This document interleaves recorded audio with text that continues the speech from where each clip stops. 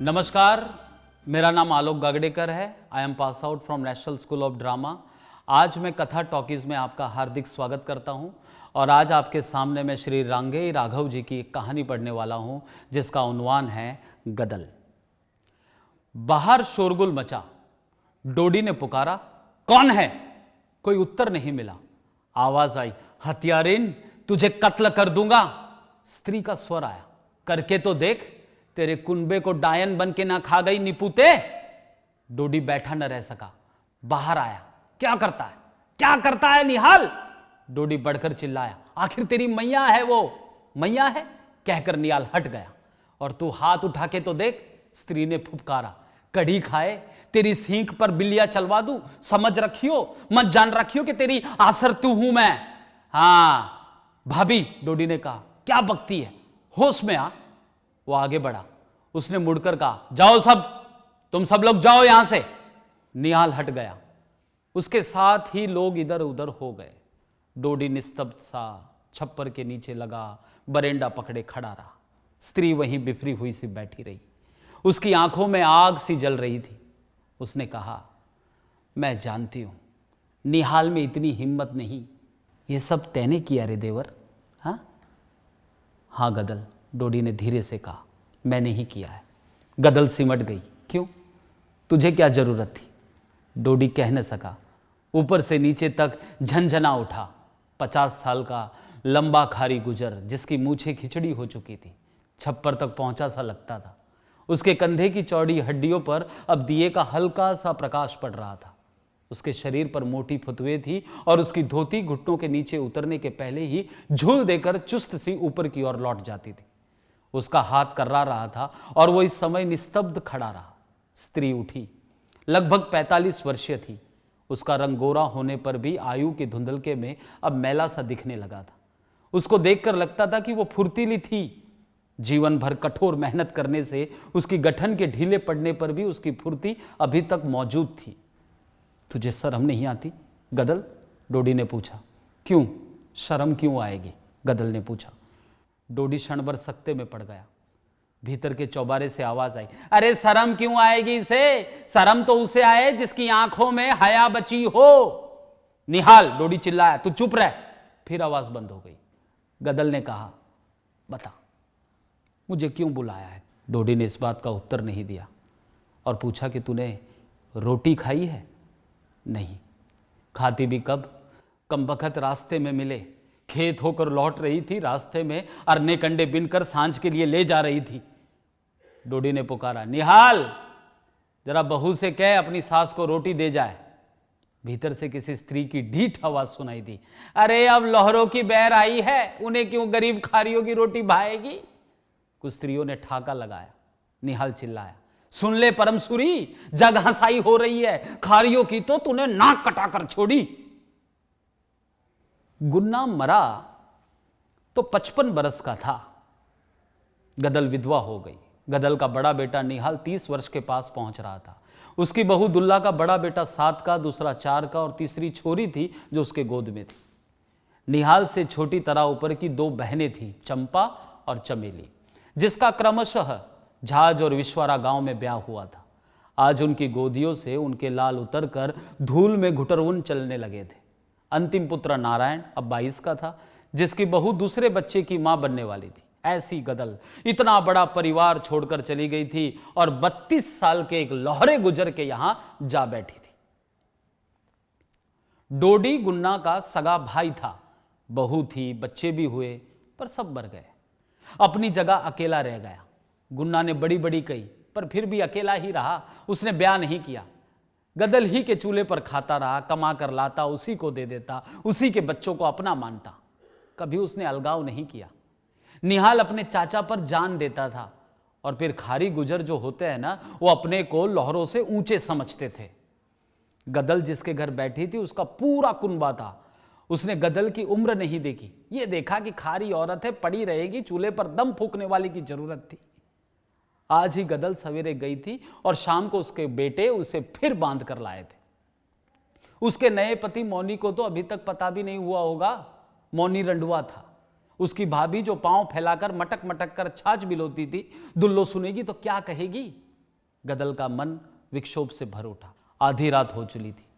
गदल वहीं पड़ी थी, डोडी वहीं बैठा चीलम फूंक रहा था।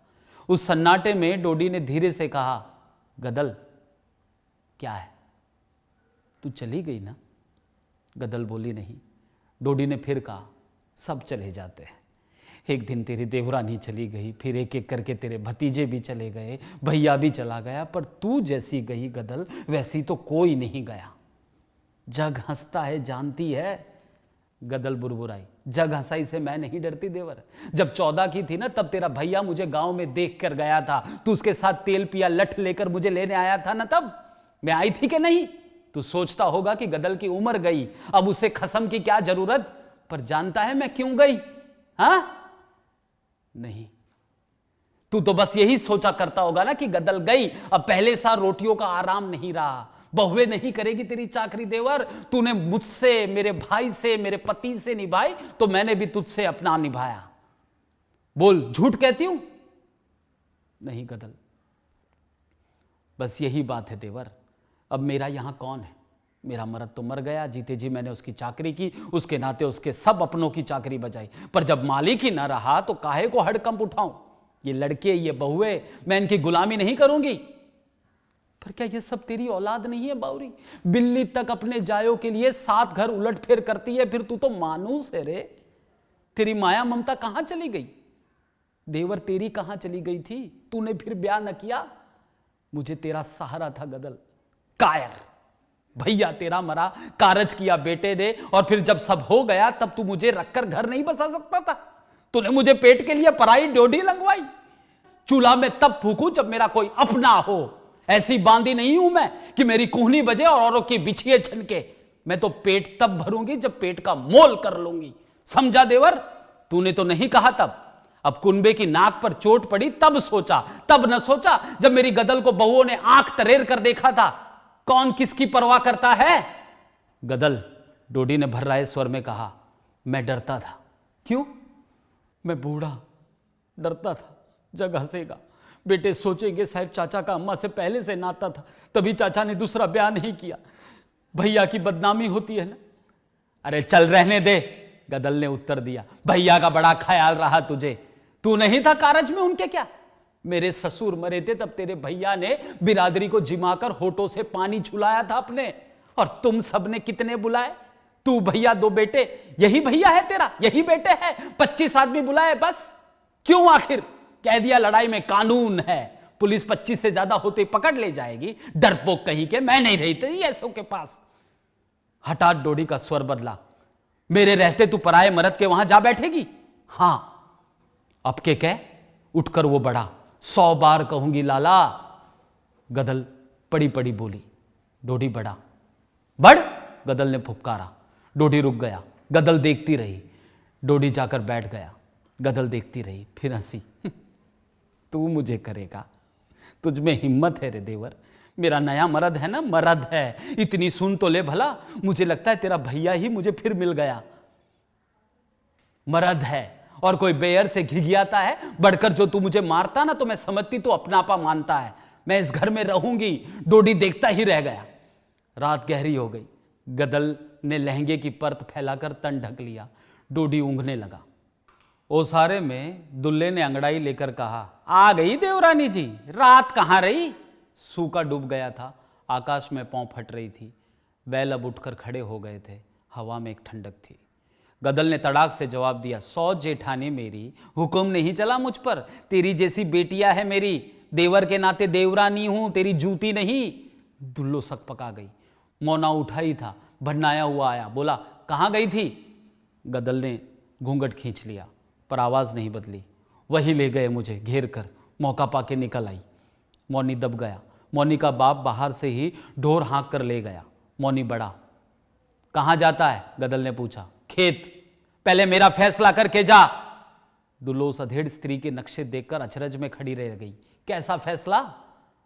मौनी ने पूछा। वो उस बड़ी स्त्री से दब गया। अब क्या तेरे घर का पसीना पीसूंगी मैं?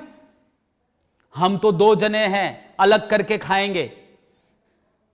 उसके उत्तर की प्रतीक्षा किए बिना ही कहती रही, कमाई शामिल करो, मैं नहीं रोकती, पर भीतर तो अलग अलग रहेंगे। मौनी क्षण भर सन्नाटे में खड़ा रहा। दुल्लो तिनक कर निकली, बोली, अब चुप क्यों हो गया देवर? बोलता क्यों नहीं? देवरानी लाया है कि सास? तेरी बोलती क्यों नहीं बढ़ती? ऐसी ना समझियो तुम मुझे। रोटी तवे पर पलटते मुझे भी आंच नहीं लगती जो मैं इसकी खरी खोटी सुन लोगी, समझा? मेरी अम्मा ने भी मुझे चूल्हे की मट्टी खा के ही जना है। हाँ, अरे तो सौत, गदल ने कहा, मट्टी ना खा के आई तो सारे कुनबे को चबा जाएगी क्या डायन? ऐसी नहीं तेरी गुड़ की भेली है, जो ना खाएंगे हम तो रोटी गले में फंदा मार जाएगी। मौनी उत्तर न दे सका, वो बाहर चला गया। दोपहर हो गई। दुल्लो बैठी चरखा काट रही थी। नारायण ने आकर आवाज दी, कोई है? दुल्लो ने घूंघट काट लिया, पूछा, कौन हो? नारायण ने खून का घूंट पीकर कहा, गदल का बेटा हूं। दुल्लो घूंघट में हंसी, छोटे हो कि बड़े? छोटा। और कितने हैं? कितने भी हो तुझे क्या? गदल ने निकल कर कहा। अरे आ गई, कहकर दुल्लो भीतर भागी। आने दे आज उसे, तुझे बता दूंगी जेठानी, गदल ने सिर हिलाकर कहा। अम्मा, नारायण ने कहा, ये तेरी जेठानी है? अरे तू क्यों आया है ये बता। दंड धरवाने आया हूं, कहकर नारायण आगे बैठने को बढ़ा। वहीं रह, गदल ने कहा। उसी समय लोटा डोरा लिए मौनी लौटा। उसने देखा कि गदल ने अपने कड़े और हंसली उतारकर फेंक दी और कहा, भर गया दंड तेरा। अब मरद का सब माल दबाकर बहुओं के कहने से बेटों ने मुझे निकाल दिया, ठीक है? नारायण का मुंह स्याह पड़ गया। वो गहने उठाकर चला गया। मौनी मन ही मन शंकित सा भीतर आया। दुल्लो ने शिकायत की, सुना तूने देवर, देवरानी ने गहने दे दिए, घुटना आखिर पेट को ही मुड़ा। 4 जगह बैठेगी तो बेटों के खेत की डोर पर डंडा धुआ तक ले जाएंगे, पक्का चबूतरा घर के आगे बन जाएगा। समझा देती हूं, तुम भोले भाले ठहरे, तिरिया चिरत्तर तुम क्या जानो, धंधा है ये भी। अब कहेगी फिर बनवा दो गहने। गदल हंसी, जिटानी, पुराने मर्द का मोल नए मर्द से तेरे घर के बैर चुकवाती होगी। गदल तो मालकिन बनकर रहती है, समझी? बांदी बनकर नहीं। चाकरी करूंगी तो अपने मर्द की, नहीं तो बिधना मेरे ठेंगे पर, समझी? तू बीच में बोलने वाली कौन है? दुल्लो ने रोज से देखा और पांव पटकती चली गई। मोनी ने देखा और कहा, बहुत बढ़ बढ़कर बातें मत हाँक, समझ ले तू घर में बहू बनकर रह। अरे तू तो तब पैदा भी नहीं हुआ था मेरे बालम, गदल ने मुस्कुरा कर कहा। तब से मैं सब जानती हूं, मुझे क्या सिखाता है तू? ऐसा कोई मैंने काम नहीं किया है जो बिरादरी के नेम के बाहर हो। जब तू देखे मैंने ऐसी कोई बात की हो तो 1000 बार रोक, पर सौत की ठसक नहीं सहूंगी। तो बताऊं तुझे? वो सिर हिलाकर बोला। गदल हंसकर ओबरी में चली गई और काम में लग गई। ठंडी हवा तेज हो गई। डोडी चुपचाप बाहर छप्पर में बैठा हुक्का पी रहा था। पीते पीते ऊब गया और उसने चिलम उलट दी और फिर बैठा रहा। खेत से लौटकर निहाल ने बैल बांधे, न्यारा डाला और कहा, काका। डोडी कुछ सोच रहा था, उसने सुना नहीं। काका, निहाल ने स्वर उठाकर कहा। हाँ, क्या है? मुझसे कहा कुछ? अरे तुझसे ना कहूंगा तो किससे कहूंगा? दिन भर तो तुम मिले नहीं। ये चिम्मन का ढेरा कहता था कि तुमने दिन भर मनमोजी बाबा की धूनी के पास बिताया, क्या ये सच है? हाँ बेटा, चला तो गया था मैं। क्यों गए थे भला? ऐसे ही जी किया था बेटा। और कस्बे से घी कटो क्या कराया कि बनिए का आदमी आया था? मैंने कहा नहीं है, ये बोला लेके जाऊंगा। झगड़ा होते होते बचा। ऐसा नहीं करते बेटा, बोहरे से कोई झगड़ा मोल लेता है? हाँ? निहाल ने चिलम उठाई, कंडों में से आग बीन कर धरी और फूंक लगाता हुआ आया। मैं तो गया नहीं, सिर फूट जाते। नारायण को भेजा था। कहां? उसी कुलच्छनी कुलबोरनी के पास, अपनी मां के पास। न जाने तुम्हें उससे क्या है, अब भी तुम्हें उस पर गुस्सा नहीं आता? उसे मां कहूंगा मैं? पर बेटा तू न कहे, जग तो उसे तेरी मां ही कहेगा। जब तक मर्द जीता है लोग बैर को मर्द की बहू कहकर पुकारते हैं, जब मर्द मर जाता है तो लोग उसे बेटे की अम्मा कहकर पुकारते हैं। कोई नया नेम थोड़ी है। निहाल भुनभुनाया, कहा ठीक है, पर तुमने अभी तक ये तो पूछा नहीं कि क्यों भेजा था मैंने नारायण को? हाँ बेटा बताना, क्यों भेजा था तूने? दंड भरवाने भेजा था। सो पंचायत जुड़वाने के पहले ही उसने तो गहने उतार फेंके। डोडी मुस्कुराया। तो वो ये बता रही है कि घर वालों ने पंचायत भी नहीं जुड़वाई, यानी हम उसे भगाना ही चाहते थे। नारायण ले आया? हाँ। डोडी सोचने लगा। मैं फिर जाऊं? निहाल ने पूछा। नहीं बेटा, डोडी ने कहा, वो सचमुच रूठ कर ही गई है और कोई बात नहीं है। तूने रोटी खाई? नहीं। तो जा पहले खा ले। निहाल उठ गया पर डोडी बैठा रहा। रात का अंधेरा सांझ के पीछे ऐसा आ गया जैसे कोई परत उलट गई हो। दूर ढोला गाने की आवाज़ आने लगी। डोडी उठा और चल पड़ा। निहाल ने बहू से पूछा, काका ने खाया? नहीं। निहाल बाहर आया, काका नहीं थे। काका, उसने पुकारा। राह पर चिरंजी पुजारी गढ़वाले हनुमान जी का पट बंद करके आ रहे थे। उसने पूछा, क्या है रे? अरे पाए लागू पंडित जी। निहाल ने कहा, काका? काका अभी तो बैठे थे। चिरंजी ने कहा, अरे वो तो वहां ढोला सुन रहा है, मैं अभी देख कर आया हूं उसे। चिरंजी चला गया। निहाल ठिठक कर खड़ा रहा। बहू ने झांक कर पूछा, क्या हुआ? अरे काका ढोला सुनने गए? वो तो नहीं जाते थे कभी। जाकर बुला ले आओ, रात बढ़ रही है, बहू ने कहा और रोते बच्चे को दूध पिलाने लगी। निहाल जब काका को लेकर लौटा तो काका की देह तप रही थी। हवा लग गई है और कुछ नहीं। डोडी ने छोटी खटिया पर अपनी निकाली टांगे समेट कर लेटते हुए कहा, बहू रोटी रहने दे, आज जी नहीं चाहता। निहाल खड़ा रहा। डोडी ने कहा, अरे सोच तो बेटा, मैंने ढोला कितने दिन बाद सुना है। उस दिन भैया की सुहागरात को सुना था और फिर आज। निहाल ने सुना और देखा डोडी आंख मिचकर कुछ गुनगुनाने लगा था। छोटी सी उमरिया में परणाई बाबुल रे, ऐसा तो मैं थारो क्या बिगाड़ो रे। शाम हो गई थी। मौनी बाहर बैठा था। गदल ने गरम गरम रोटी और आम की चटनी ले जाकर खाने को धर दी। बहुत अच्छी बनी है, मौनी ने खाते हुए कहा। बहुत अच्छी है। गदल बैठ गई।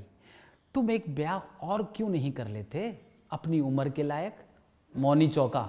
अरे एक की रोटी भी नहीं बनती? नहीं।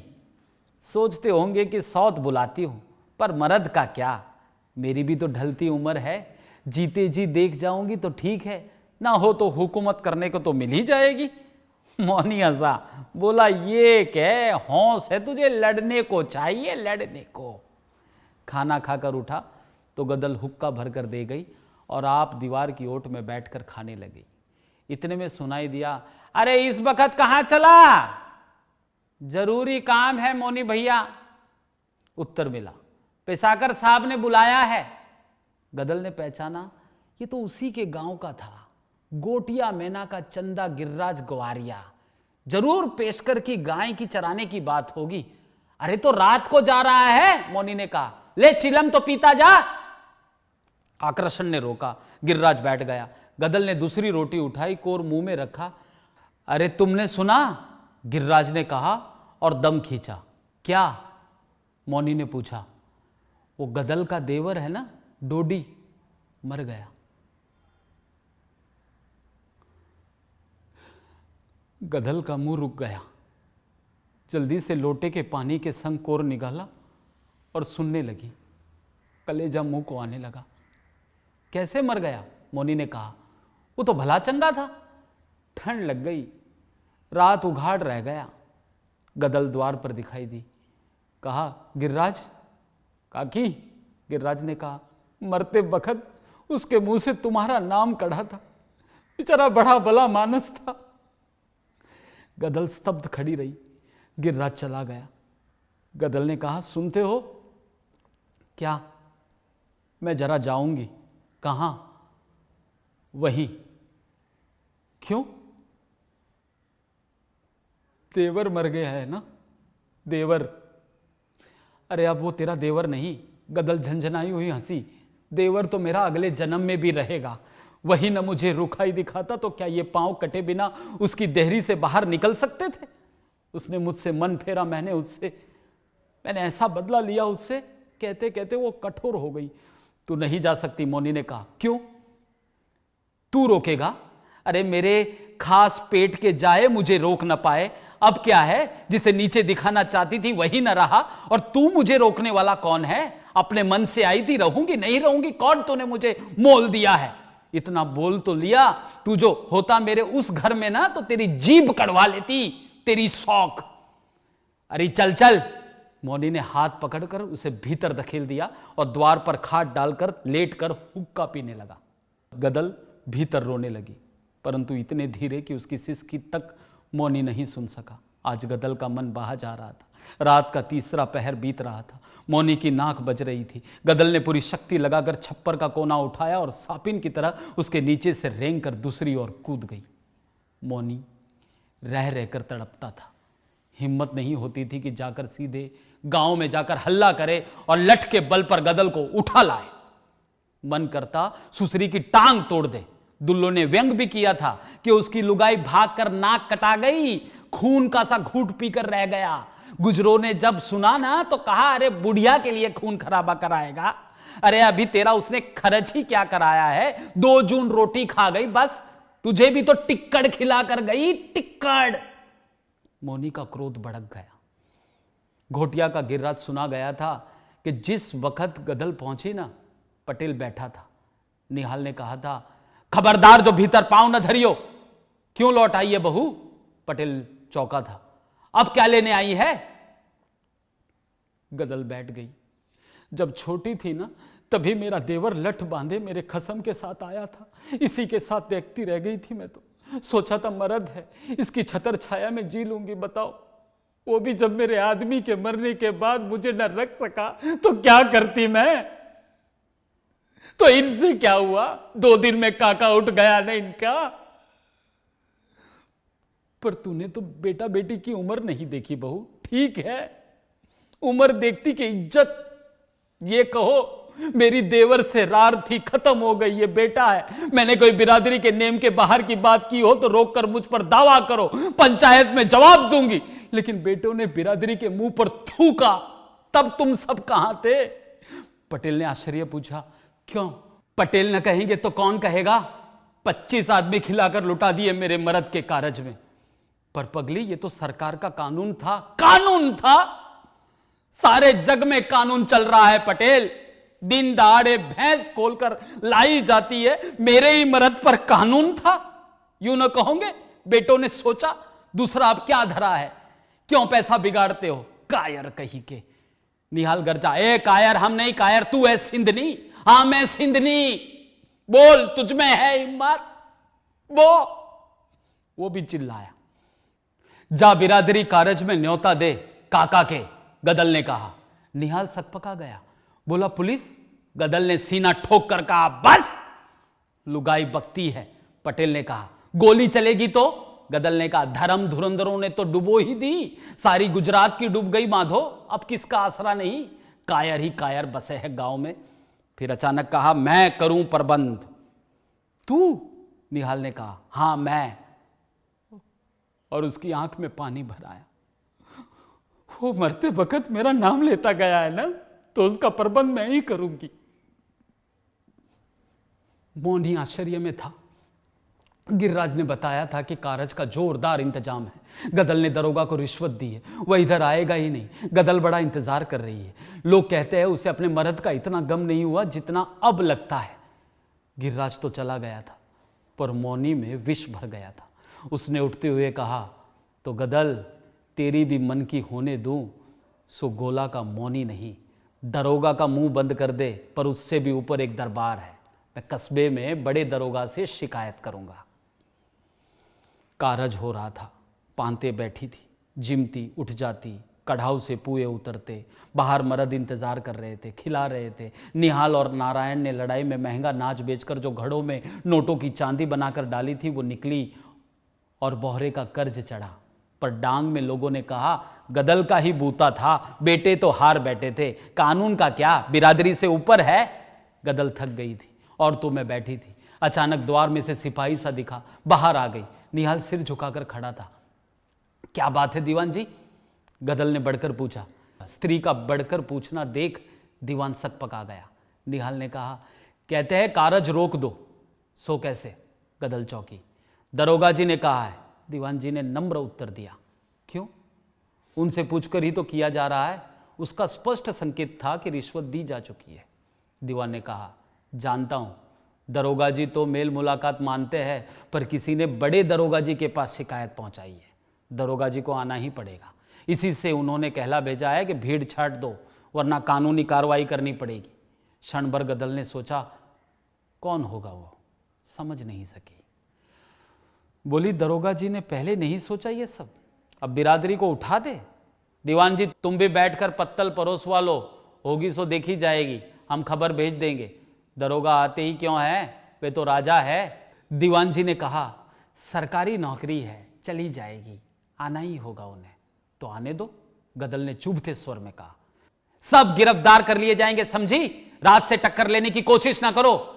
अरे तो क्या राज बिरादरी से ऊपर है? गदल ने तमक कर कहा। राज के पीछे तो आज तक पीछे है, पर राज के लिए धर्म नहीं छोड़ देंगे। तुम सुन लो, तुम धर्म छीन लो तो हमें जीना हराम है। गदल के पांव के धमाके से धरती चल गई। 3 पातें और उठ गई। अंतिम पात थी। निहाल ने अंधेरे में देखकर कहा, नारायण जल्दी कर, एक पात बची है ना। गदल ने छप्पर की छाया में से कहा, निहाल। निहाल गया। डरता है? गदल ने पूछा। सूखे होठों पर जीभ फेरकर उसने कहा, नहीं, मेरी कोख की लाज करनी होगी तुझे। गदल ने कहा, तेरे काका ने तुझको बेटा समझकर अपना दूसरा ब्याह नामंजूर कर दिया था, याद? उसकी और कोई नहीं। निहाल ने सिर झुका लिया। भागा हुआ एक लड़का आया। दादी दादी दादी, वो चिल्लाया। क्या है रे? गदल ने संशक होकर देखा। पुलिस हथियार बंद होकर आ रही है। निहाल ने गदल की ओर रहस्य भरी दृष्टि से देखा। गदल ने कहा, पात उठने में ज्यादा देर नहीं है, लेकिन वे कब मानेंगे?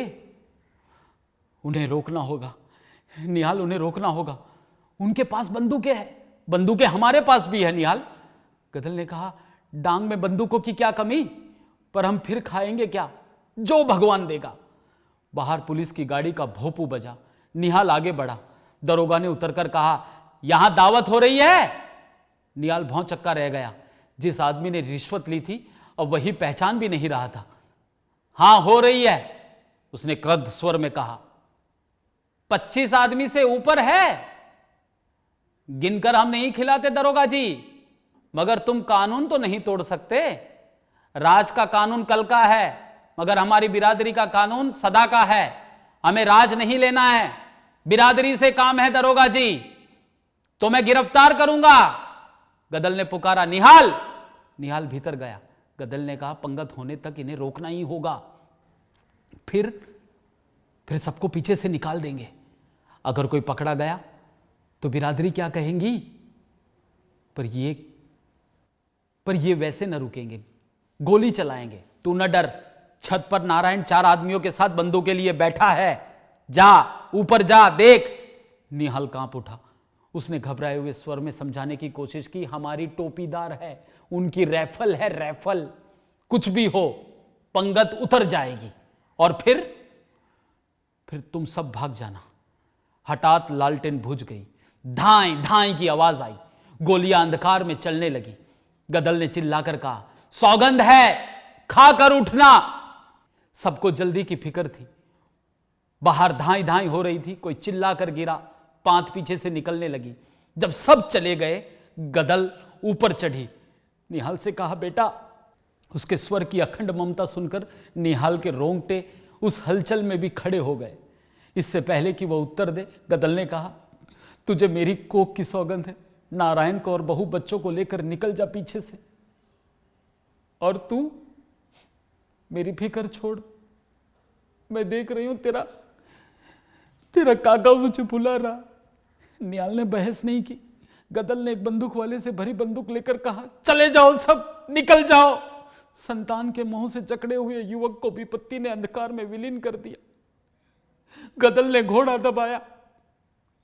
कोई चिल्लाकर गिरा। वो हंसी, विकराल हास्य उस अंधकार में गूंज उठा। दरोगा ने सुना तो चौंका, औरत, मर्द कहां गए? उसके पीछे सिपाही ने पीछे से घेराव डाला, ऊपर चढ़ गए, गोली चलाई। गदल के पेट में लगी गोली। युद्ध समाप्त हो गया था। गदल रक्त से भीगी हुई पड़ी थी। पुलिस के जवान इकट्ठा हो गए। दरोगा ने पूछा, यहां तो कोई नहीं। हुजूर, एक सिपाही ने कहा, यह औरत है। औरत। दरोगा आगे बढ़ाया। उसने देखा और पूछा, तू कौन है? गदल मुस्कुराई और धीरे से कहा, कारज हो गया दरोगा जी, आत्मा को शांति मिल गई। दरोगा ने झल्ला कर कहा, पर तू है कौन?